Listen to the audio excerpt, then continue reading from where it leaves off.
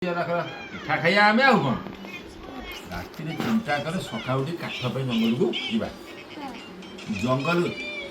ଜଙ୍ଗଲକୁ ଯାଇକିରି କାଠ ଆଣିଲେ, କାଠ ଆଣିକି ପିଠା କଲେ ସବୁ ଖାଇବେ। ବାଘ ଆମକୁ କିନ୍ତୁ ତାକୁ ଜଗିଥିଲା।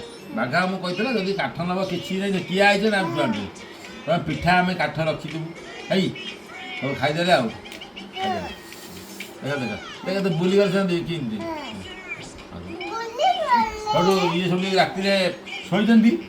ବାଘ ଆସିଗଲା ଆଉ କହିଲା ଟୁଆଣ କୁଆଡ଼େ ଗଲା ନା ମୁଁ ତାକୁ କହିଲେ ଏମିତିଆ କାମ କରିଥିଲେ ପିଠା ଖାଇଲେ ଖାଲି ଖାଲି କଡ଼କଡ଼ କଡ଼କଡ଼ ସେ ଭାଙ୍ଗିଗଲା ହେଲା।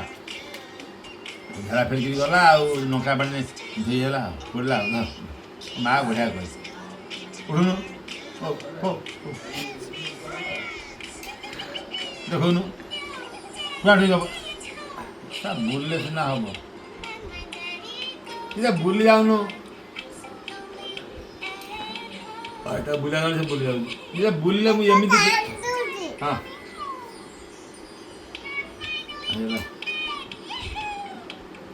ବା